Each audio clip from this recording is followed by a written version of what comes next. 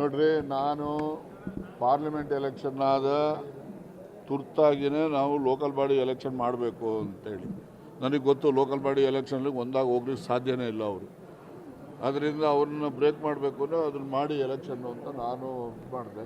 ಈ ನಮ್ಮಲ್ಲಿ ಕೆಲವು ಜನ ಇರ್ತಾರಲ್ಲ, ಅಲ್ಲಿ ಏನು ಗ್ರೌಂಡ್ ರಿಯಾಲಿಟಿ ಇದೆ ಅದನ್ನು ಸರಿಯಾಗಿ ಅರ್ಥ ಮಾಡ್ಕೊಳ್ದೇ ಇರೋರು, ಇಲ್ಲಿ ಈಗ ನಾನು ಎಲೆಕ್ಷನ್ ಹೋಗೋಕ್ಕಾಗ್ತದೆ ಬೇಡ ಅಂದರು. ಅವಾಗಲೇ ಮಾಡಿದರೆ ಇವರು ಅವಾಗಲೇ ಡಿವೈಡ್ ಆಗಿರೋದು ಇವ್ರದ್ದು. ಆಯ್ತು, ನಡೀಲಿ ನೋಡೋಣ ರಾಜಕಾರಣದಲ್ಲಿ ಏನೆಲ್ಲ ನಡೀತದೆ ನೋಡೋಣ. ಕೆಲಸ ನಡೀತಾ ಇದೆ, ಅದ್ರ ಬಗ್ಗೆ ಕಮೆಂಟ್ ಮಾಡಿದ್ದಾರೆ. ಕಾಂಗ್ರೆಸ್ ಸರ್ಕಾರನು ಬಿಜೆಪಿ ತರ ಮಾಡ್ತಾ ಇದ್ದಾರೆ. ನೋಡಿ, ರಾಜಕಾರಣದಲ್ಲಿ ಅವರು ಪಿನರಾಯಣ್ ಹೇಳಿರೋದು ಹೇಳ್ತಾ ಇದ್ದಾರೆ. ಅವ್ರಿಗೇನು ಮಾಹಿತಿ ಕೊಟ್ಟಿದ್ದಾರೋ ಆ ಮಾಹಿತಿ ಆಧಾರದ ಮೇಲೆ ಹೇಳ್ತಾರೆ. ಆದರೆ ಇಲ್ಲಿ ವಾಸ್ತವಾಂಶನೇ ಬೇರೆ.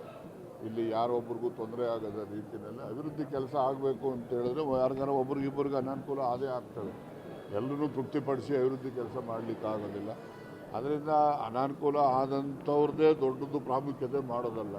ಒಟ್ಟಾರೆ ಲಾರ್ಜರ್ ಇಂಟ್ರೆಸ್ಟಲ್ಲಿ ಈ ರಾಜ್ಯದ ಜನರಿಗೆ ಏನು ಅನುಕೂಲ ಆಗ್ತದೆ ಅದನ್ನು ನೋಡಿ ಹೇಳಬೇಕು. ಮೈಸೂರಿನಲ್ಲಿ ಇಂಥ ಸಮಾವೇಶ ಮಾಡ್ತೀವಿ ಅಂತ ಅವ್ರು ಹೇಳಿದ್ದಾರೆ. ಅದ್ರ ಬಗ್ಗೆ ನನಗೆ ಹೆಚ್ಚು ಮಾಹಿತಿ ಇಲ್ಲ. ಆ ಸಮಾವೇಶಕ್ಕೆ ನಾವೆಲ್ಲ ಹೋಗ್ತೀವಿ. ಆಯ್ತಲ್ಲ, ನೀವೆಲ್ಲ ತೋರಿಸ್ಬಿಟ್ಟಿದ್ದೀರಲ್ಲ.